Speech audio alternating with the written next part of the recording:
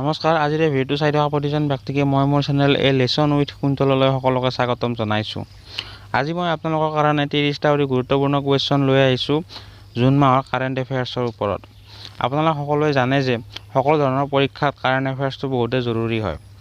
যদি আপোনালোকে ভিডিঅ'টো চাই ভাল পায় আৰু কিবা নজনা কথা শিকিবলৈ পাৰে তেনেহ'লে প্লিজ চেনেলটো ছাবস্ক্ৰাইব কৰি দিব আৰু কাষতে থকা বেল আইকনটো বজাই অলত ক্লিক কৰি থ'ব। লগতে ভিডিঅ'টো লাইক কৰিব আৰু যদি কিবা ক'ব লগা আছে কমেণ্ট কৰি জনাব আৰু ভিডিঅ'টো নিজৰ লগ বন্ধুৰ সৈতে শ্বেয়াৰ কৰিব। আহক আজি আমি ভিডিঅ'টো আৰম্ভ কৰোঁ। আজিৰ ভিডিঅ'টোৰ প্ৰথম প্ৰশ্নটো হৈছে এছিয়াৰ প্ৰথমজন নেত্ৰহীন ব্যক্তিজন কোন যিজনে মাউণ্ট এভাৰেষ্ট জয় কৰিছে? আৰু ইয়াৰ উত্তৰটো হৈছে জাং হুং। জাং হুং এছিয়াৰ প্ৰথমজন নেত্ৰহীন ব্যক্তি যিজনে মাউণ্ট এভাৰেষ্ট জয় কৰিছে আৰু এওঁ চীনৰ ব্যক্তি হয়। 2 নম্বৰ প্ৰশ্নটো হৈছে ভাৰতত পোৱা COVID-19ৰ অন্য ৰূপটোক কি নাম দিছে, মানে ভেৰিয়েণ্টটো কি নাম দিছে? আৰু ইয়াৰ উত্তৰটো হ'ল ডেল্টা। ভাৰতত পোৱা COVID-19ৰ অন্য ৰূপ বা ভেৰিয়েণ্টটোক ডেল্টা নাম দিছে।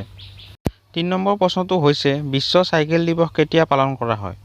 আৰু ইয়াৰ উত্তৰটো হৈছে 3 জুন। 3 জুন তাৰিখে বিশ্ব চাইকেল দিৱস পালন কৰা হয়। আৰু এই চাইকেল দিৱস পালন কৰাৰ উদ্দেশ্যটো এইটোৱে যে যাতে মানুহৰ মাজত চাইকেল চলোৱাৰ প্ৰতি সজাগতা বৃদ্ধি কৰিব পাৰে। 4 নম্বৰ প্ৰশ্নটো হৈছে ইজৰাইলৰ নতুন প্ৰধানমন্ত্ৰী কোন হ'ল? আৰু ইয়াৰ উত্তৰটো হৈছে নেফলি বেনেট। নেফলি বেনেট ইজৰাইলৰ নতুন প্ৰধানমন্ত্ৰী হ'ল। 5 নম্বৰ প্ৰশ্নটো হৈছে শিক্ষা মন্ত্ৰালয়ে টেটৰ যোগ্যতা প্ৰমাণপত্ৰৰ সময়সীমা কিমান বঢ়াই দিলে? আৰু ইয়াৰ উত্তৰটো হৈছে আজীৱন। শিক্ষা মন্ত্ৰালয়ে টেটৰ যোগ্যতা প্ৰমাণপত্ৰৰ সময়সীমা আজীৱন বঢ়াই দিলে। যদি টেটৰ ফুল মিনিংটো কোনোবাই নাজানে ইয়াতে দিয়া আছে, ফুল মিনিংটো আপোনালোকে চাই ল'ব পাৰে। ইয়াৰ ফুল মিনিংটো হৈছে টিচাৰ এলিজিবিলিটি টেষ্ট। 6 নম্বৰ প্ৰশ্নটো হৈছে প্ৰধানমন্ত্ৰী নৰেন্দ্ৰ মোদীয়ে ক'ত E100 প্ৰকল্প আৰম্ভ কৰিলে? আৰু ইয়াৰ উত্তৰটো হৈছে পুনে। প্ৰধানমন্ত্ৰী নৰেন্দ্ৰ মোদীয়ে পুনেত E100 প্ৰকল্প আৰম্ভ কৰিলে। যদি বহুতে নাজানে E100 প্ৰকল্প মানে কি, সেইটো হৈছে ইথানলৰ প্ৰডাকশ্যন আৰু ডিষ্ট্ৰিবিউশ্যনৰ পৰিমাণ বৃদ্ধি কৰা। যে ইথানল মানে হৈছে এটা এলকহল। যে এলকহলৰ প্ৰডাকশ্যন বা ডিষ্ট্ৰিবিউশ্যন বৃদ্ধি কৰাৰ কাৰণ কি? আৰু ইয়াৰ কাৰণটো হৈছে ইথানল ব্লেণ্ডিং। এতিয়া বহুতে চাগে নাজানে ইথানল ব্লেণ্ডিং মানে কি। একচুৱেলি কি হয়, যিহেতু আজিকালি গোটেই পৃথিৱীতে গাড়ীৰ পৰিমাণ বহুতে বাঢ়ি গৈছে আৰু পেট্ৰলৰ পৰিমাণ বহুত লগা হৈছে, সেইকাৰণে বহুবিলাক কাণ্ট্ৰিয়ে কি কৰিছে পেট্ৰলৰ লগত ইথানলটো মিক্স কৰি দিয়ে আৰু এইটোকে ইথানল ব্লেণ্ডিং বুলি কয়, যাতে পেট্ৰলৰ খৰচটো কমকৈ হয়। সেইটো কৰিলে দুটা লাভ হয়। এটা হ'ল যে গাড়ীৰ পৰা যিটো বিষাক্ত ধোঁৱা নিৰ্গত হয়, সেই ইথানল ব্লেণ্ডিংটো কৰিলে ধোঁৱাটো কম বিষাক্ত হয় বা ধোঁৱাটো কমকৈ ওলায়। আৰু ছেকেণ্ডটো হ'ল আজিকালি যি হিচাপত পেট্ৰলৰ ডিমাণ্ড বাঢ়িছে সেই হিচাপত যদি পেট্ৰল ইউজ কৰা যায় তেতিয়াহ'লে বহুত কম দিনতে পেট্ৰলটো শেষ হৈ যাব। সেইকাৰণে যাতে ইথানলৰ লগত ব্লেণ্ডিং কৰি পেট্ৰলৰ খৰচটো যাতে কমাব পাৰে সেইকাৰণে এই ব্যৱস্থাটো কৰা হৈছে। 7 নম্বৰ প্ৰশ্নটো হৈছে বিশ্বৰ কোনখন দেশে পৃথিৱীৰ প্ৰথমটো কৃত্ৰিম সূৰ্য নিৰ্মাণ কৰি উলিয়ালে? আৰু ইয়াৰ উত্তৰটো হৈছে চীন। চীনে এটা কৃত্ৰিম সূৰ্য নিৰ্মাণ কৰি উলিয়ালে যিটো অৰিজিনেল সূৰ্যতকৈ 6 গুণে বেছি গৰম হয়। 8 নম্বৰ প্ৰশ্নটো হৈছে অসমৰ কোনখন অভয়াৰণ্যক 7 নং ৰাষ্ট্ৰীয় উদ্যান হিচাপে ঘোষণা কৰিলে? আৰু ইয়াৰ উত্তৰটো হৈছে দিহিং পাটকাই ৰাষ্ট্ৰীয় উদ্যান। যদি প্ৰশ্নটোত 6 নং থাকিল হয় তেনেহ'লে ৰায়মনা ৰাষ্ট্ৰীয় উদ্যান হ'ল হয়। যিহেতু 7 নং বুলি কৈছে সেইকাৰণে দিহিং পাটকাই ৰাষ্ট্ৰীয় উদ্যান হৈছে। 9 নম্বৰ প্ৰশ্নটো হৈছে ফেচবুকে নিজৰ অভিযোগৰ বিষয়া হিচাপে কাক নিযুক্তি কৰিলে? আৰু ইয়াৰ উত্তৰটো হৈছে স্ফূৰ্তি প্ৰিয়া। স্ফূৰ্তি প্ৰিয়াক ফেচবুকে নিজৰ অভিযোগৰ বিষয়া হিচাপে নিযুক্তি কৰিলে। 10 নম্বৰ প্ৰশ্নটো হৈছে ধঁপাত নিয়ন্ত্ৰণৰ চেষ্টা কৰাৰ বাবে হুৱে মানে ৱৰ্ল্ড হেল্থ অৰ্গেনাইজেশ্যনে কোনজন কেন্দ্ৰীয় মন্ত্ৰীক সন্মানিত কৰিলে? আৰু ইয়াৰ উত্তৰটো হৈছে ডক্টৰ হৰ্ষ বৰ্ধন। ডক্টৰ হৰ্ষ বৰ্ধনক ধঁপাত নিয়ন্ত্ৰণৰ চেষ্টা কৰাৰ বাবে হুৱে সন্মানিত কৰিলে। 11 নম্বৰ প্ৰশ্নটো হৈছে মেছিক পিছ পেলাই পৃথিৱীৰ দ্বিতীয় সৰ্বাধিক আন্তঃৰাষ্ট্ৰীয় খেলত গ'ল দিয়া খেলুৱৈজন কোন? আৰু ইয়াৰ উত্তৰটো হৈছে সুনীল ছেত্ৰী। সুনীল ছেত্ৰীয়ে মেছিক পিছ পেলাই পৃথিৱীৰ দ্বিতীয় সৰ্বাধিক আন্তঃৰাষ্ট্ৰীয় খেলত গ'ল দিয়া খেলুৱৈজন হ'ল। আৰু এওঁ গ'ল দিছে আন্তঃৰাষ্ট্ৰীয় খেলত 74টা আৰু মেছিয়ে দিছিলে 72টা। মানে মেছিতকৈ সুনীল ছেত্ৰী 2টা গ'লত আগবাঢ়ি আছে। আৰু যিজন 1 নম্বৰ সেইজন হৈছে ৰনাল্ডো, যিজনে আজিলৈ 103টা গ'ল দিছে। 12 নম্বৰ প্ৰশ্নটো হৈছে বিশ্ব বেংকে মানে ৱৰ্ল্ড বেংকে বিত্তীয় বৰ্ষ 2020-21 ভাৰতৰ GDP বৃদ্ধি কিমান হ'ব বুলি অনুমান কৰিছে? আৰু ইয়াৰ উত্তৰটো হৈছে 8.3%।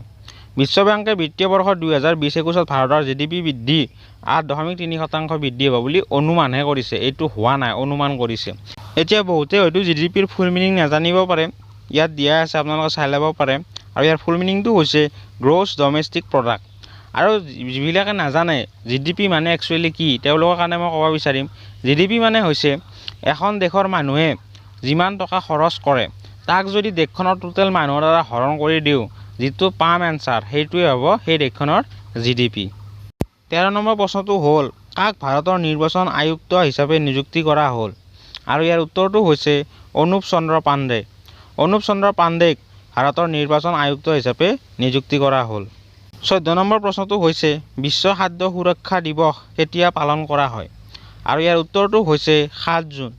7 জুন তাৰিখে বিশ্ব খাদ্য সুৰক্ষা দিৱস পালন কৰা হয়। এই দিৱসটো পালন কৰাৰ মেইন থিমটো হৈছে যাতে পৃথিৱীৰ কোনো মানুহে খাদ্যৰ অভাৱত ভোকত থাকিব নালাগে। ঠিক সেইদৰে মোৰ এই চেনেলটোৰ মেইন থিমটো হৈছে আপোনালোকৰ লগত ডেইলি কিছুমান ইণ্টাৰেষ্টিং আৰু ইম্পৰ্টেণ্ট ইনফৰমেশ্যন শ্বেয়াৰ কৰা। যদি আপোনালোকে এনেকুৱা ইণ্টাৰেষ্টিং আৰু ইম্পৰ্টেণ্ট কথা জানিবলৈ বিচাৰে তেনেহ'লে মোৰ এই চেনেলটো ছাবস্ক্ৰাইব কৰি থ'ব আৰু বেল আইকনটো বজাই থৈ দিব, কিয়নো মই ৰেগুলাৰলি এই চেনেলটোত এনেকুৱা কিছুমান ইণ্টাৰেষ্টিং আৰু ইম্পৰ্টেণ্ট ভিডিঅ' আপোনালোকৰ লগত শ্বেয়াৰ কৰোঁ। লগতে ভিডিঅ'টো লাইক কৰিব আৰু যদি কিবা ক'ব লগা আছে কমেণ্ট কৰি জনাব আৰু ভিডিঅ'টো নিজৰ লগ বন্ধুৰ সৈতে শ্বেয়াৰ কৰি দিব। 15 নম্বৰ প্ৰশ্নটো হৈছে, হোম ইন দ্য ৱৰ্ল্ড নামৰ কিতাপখন কোনে প্ৰকাশ কৰিলে? আৰু ইয়াৰ উত্তৰটো হৈছে অমৰ্ত্য সেন। অমৰ্ত্য সেনে হোম ইন দ্য ৱৰ্ল্ড নামৰ কিতাপখন প্ৰকাশ কৰিলে। এই কিতাপখনত তেওঁ নিজৰ জীৱনৰ কিছু কথা বৰ্ণনা কৰিছে, লগতে তেওঁ নিজৰ ঘৰৰ প্ৰতি যিটো ধাৰণা সেইটো বৰ্ণনা কৰিছে। লগতে এই কিতাপখনত তেওঁ আগৰ দিনৰ ভাৰত আৰু ব্ৰিটিছৰ কিছু সম্পৰ্ক দেখুৱাবলৈ চেষ্টা কৰিছে। 16 নম্বৰ প্ৰশ্নটো হৈছে, পৃথিৱীৰ প্ৰথম মাস্কমুক্ত দেশ কোনখন? আৰু ইয়াৰ শুদ্ধ উত্তৰটো হৈছে ইজৰাইল। ইজৰাইল পৃথিৱীৰ প্ৰথম মাস্কমুক্ত দেশ হয়। এই দেশখনত এপ্ৰিলৰ 24 তাৰিখৰ পৰা এটা কৰোণা কেছ পোৱা নাই। 17 নম্বৰ প্ৰশ্নটো হৈছে, কোনজন অভিনেতাই বিনামূলীয়া IAS কোচিং স্কলাৰশ্বিপ নামৰ পদক্ষেপ আৰম্ভ কৰিছে? আৰু ইয়াৰ উত্তৰটো হৈছে সোনু সুদ। সোনু সুদে বিনামূলীয়া IAS কোচিং স্কলাৰশ্বিপ নামৰ পদক্ষেপ আৰম্ভ কৰিছে, য'ত দুখীয়া ল'ৰা ছোৱালীয়ে চিভিল ছাৰ্ভিচৰ এক্সামৰ কাৰণে ফ্ৰী কোচিং কৰিব পাৰে। 18 নম্বৰ প্ৰশ্নটো হৈছে, ভাৰতীয় উদ্যোগ মহাসংঘৰ নতুন অধ্যক্ষ কাক বনোৱা হ'ল? আৰু ইয়াৰ শুদ্ধ উত্তৰটো হৈছে TV ৰবীন্দ্ৰন। TV ৰবীন্দ্ৰন ডাঙৰীয়াক ভাৰতীয় উদ্যোগ মহাসংঘৰ নতুন অধ্যক্ষ বনোৱা হ'ল। ভাৰতীয় উদ্যোগ মহাসংঘক ইংলিছত CII বুলিও জনা যায়, যাৰ ফুল মিনিংটো হৈছে confederation of Indian industry. 19 number প্ৰশ্নটো হৈছে, star gazing players in my life নামৰ কিতাপখন কোনে লিখিছে? আৰু ইয়াৰ উত্তৰটো হৈছে ৰবি শাস্ত্ৰী, যি এজন অৱসৰপ্ৰাপ্ত ক্ৰিকেট খেলুৱৈ হয়। তেওঁ এই কিতাপখনত তেওঁৰ জীৱনকালত দেখা 60জন একেবাৰে টেলেণ্টেড খেলুৱৈৰ বিষয়ে উল্লেখ কৰিছে। 20 নম্বৰ কুৱেশ্যনটো হৈছে, ৰাষ্ট্ৰীয় মানৱ অধিকাৰ আয়োগৰ নতুন অধ্যক্ষ কোন হ'ল? আৰু ইয়াৰ উত্তৰটো হৈছে অৰুণ কুমাৰ মিশ্ৰা। অৰুণ কুমাৰ মিশ্ৰা ৰাষ্ট্ৰীয় মানৱ অধিকাৰ আয়োগৰ নতুন অধ্যক্ষ হ'ল। যদি ৰাষ্ট্ৰীয় মানৱ অধিকাৰ আয়োগ বুলি কওঁতে যদি বুজি পোৱা নাই তেনেহ'লে ইংলিছত ক'লে বুজি পাব চাগে, আৰু ইয়াক ইংলিছত কয় national human rights commission. 21 number প্ৰশ্নটো হৈছে, অসম ৰাইফলছৰ নতুন মহানিৰ্দেশক কোন হ'ল? আৰু ইয়াৰ উত্তৰটো হৈছে প্ৰদীপ চন্দ্ৰন নায়ৰ। প্ৰদীপ চন্দ্ৰন নায়ৰ অসম ৰাইফলছৰ নতুন মহানিৰ্দেশক হ'ল। মহানিৰ্দেশক মানে ইংলিছত হৈছে ডিৰেক্টৰ জেনেৰেল। 22 নম্বৰ প্ৰশ্নটো হৈছে, হুৰ নতুন কাৰ্যবাহী বৰ্ডৰ অধ্যক্ষ কোন হ'ল? হু মানে ৱৰ্ল্ড হেল্থ অৰ্গেনাইজেশ্যনৰ। তো ইয়াৰ উত্তৰটো হৈছে ডক্টৰ পেট্ৰিক অমোথ। ডক্টৰ পেট্ৰিক অমোথ হুৰ নতুন কাৰ্যবাহী বৰ্ডৰ অধ্যক্ষ হ'ল। 23 নম্বৰ কুৱেশ্যনটো হৈছে, কোনটো সংগঠনে হেৰাই যোৱা ব্যক্তিসকলৰ পৰিচয়ৰ বাবে আই ফেমিলিয়া নামৰ গোলকীয় তথ্য সমষ্টি আৰম্ভ কৰিছে? আৰু ইয়াৰ উত্তৰটো হৈছে ইণ্টাৰপল। ইণ্টাৰপলে হেৰাই যোৱা ব্যক্তিসকলৰ পৰিচয়ৰ বাবে আই ফেমিলিয়া নামৰ গোলকীয় তথ্য সমষ্টি আৰম্ভ কৰিছে। 24 নম্বৰ প্ৰশ্নটো হৈছে, কোনখন ৰাজ্য চৰকাৰে অনুপ্ৰীতি কোচিং আঁচনি আৰম্ভ কৰিছে? আৰু ইয়াৰ উত্তৰটো হৈছে ৰাজস্থান। ৰাজস্থানৰ ৰাজ্য চৰকাৰে অনুপ্ৰীতি কোচিং আঁচনি আৰম্ভ কৰিছে, আৰু এই আঁচনিৰ অধীনত ৰাজস্থানৰ যিবিলাক দৰিদ্ৰ ৰেখাৰ তলৰ ল'ৰা ছোৱালী তেওঁলোকক পঢ়াৰ কাৰণে আৰ্থিক সহায় আগবঢ়াব। আৰু পঢ়াৰ কাৰণে সেইটো কোনো ষ্টেণ্ডাৰ্ড ঠিক কৰা নাই, ক্লাছ 10কো দিব, ক্লাছ 12 বিলাককো দিব, আৰু যদি কোনোবাই প্ৰফেশ্যনেল কোৰ্স কৰে তেওঁলোকো কৰিব আৰু নাইবা যদি কোনোবাই চাকৰিৰ কাৰণে পঢ়িব বিচাৰে তেওঁলোকো দিব 25 নম্বৰ প্ৰশ্নটো হৈছে বিটকইনক গ্ৰহণযোগ্য মুদ্ৰাৰ মৰ্যাদা দিয়া পৃথিৱীৰ প্ৰথম দেশখন কি বহুতে চাগে বিটকইন মানে কি হেতু নাজানে বিটকইন হৈছে এটা ক্ৰিপ্টোকাৰেন্সি ক্ৰিপ্টোকাৰেন্সি মানে কি ক্ৰিপ্টোকাৰেন্সি মানে হৈছে এটা ভাৰ্চুৱেল ডিজিটেল কাৰেন্সি এতিয়া আমাৰ যেটো টকা থাকে নোট হেতু হৈছে ফিজিক্যাল কাৰেন্সি কিন্তু ক্ৰিপ্টোকাৰেন্সিটো হৈছে এটা ভাৰ্চুৱেল এণ্ড ডিজিটেল কাৰেন্সি আপোনালোকে ক্ৰিপ্টোকাৰেন্সিৰ বিষয়ে ইউটিউবত বা গুগলত মাৰি চাই ল'ব ভালকৈ এইটো এটা বহুত ইম্পৰ্টেন্ট টপিক হয় সো আপোনালোকে ক্ৰিপ্টোকাৰেন্সিৰ বিষয়ে ইউটিউবত ভালকৈ ভিডিও চাই ল'ব কাৰণ এইটো বহুত ইম্পৰ্টেন্ট আৰু ডাঙৰ টপিক হয় এতিয়া জাস্ট মই বিটকইনৰ কথাটো কৈ দিছো আৰু বিটকইনৰ কথাটো কোৱাৰ আগতে মই এই প্ৰশ্নটোৰ এনসাৰটো কৈ দিছো আৰু ইয়াৰ উত্তৰটো হৈছে এল সালভাডোৰ দেশখনে বিটকইনক গ্ৰহণযোগ্য মুদ্ৰাৰ মৰ্যাদা দিছে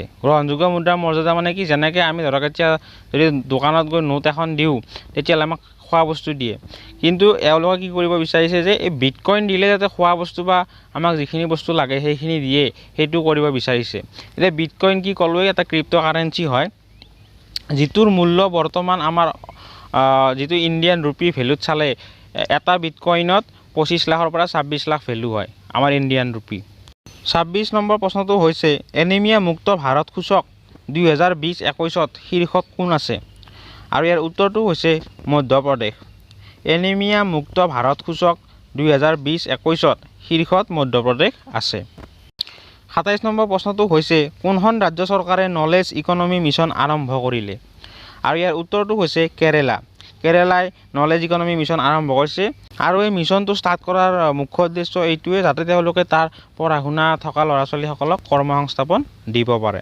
28 নম্বৰ প্ৰশ্নটো হৈছে বিশ্ব ৰক্তদাতা দিৱস কেতিয়া পালন কৰা হয় আৰু ইয়াৰ উত্তৰটো হৈছে 14 জুন তাৰিখে বিশ্ব ৰক্তদাতা দিৱস পালন কৰা হয় আৰু এই দিৱসটো পালন কৰাৰ মুখ্য উদ্দেশ্য এইটোৱে যাতে আমি সকলোৱে ইজনে আনজনক তেজ দান কৰি নিজে সুস্থ থকাৰ লগতে আনকো সুস্থ থকাত সহায় কৰোঁ 29 নম্বৰ প্ৰশ্নটো হৈছে কথক নৃত্যত ডিলিট ডিগ্ৰী লাভ কৰা প্ৰথম মহিলা কোন আৰু ইয়াৰ উত্তৰটো হৈছে বিধি নাগৰ আৰু প্ৰথম মহিলা যিজনে কথক নৃত্যত ডিলিট ডিগ্ৰী লাভ কৰিছে 30 নম্বৰ প্ৰশ্ন যেটো লাষ্ট প্ৰশ্ন হয় হেতু হৈছে আয়ুষ মন্ত্ৰালয়ে যোগৰ বাবে কোনটো এপ আৰম্ভ কৰিছে আৰু ইয়াৰ উত্তৰটো হৈছে হু এম যোগা এপ এই এপটোৰ নামত হু এই কাৰণে আছে কিয়নো ভাৰতৰ আয়ুষ মন্ত্ৰালয়ে হুৰ লগত কোলাবৰেচন কৰি এই এপটো তৈয়াৰ কৰিছে যদি ভিডিওটো চাই ভাল পালে আৰু কিবা নজনা কথা শিকিব পাৰিলে আৰু ভৱিষ্যতে এনেকুৱা নজনা কথা শিকিব বিচাৰে তেনেহলে প্লিজ চেনেলটো সাবস্ক্ৰাইব কৰি দিব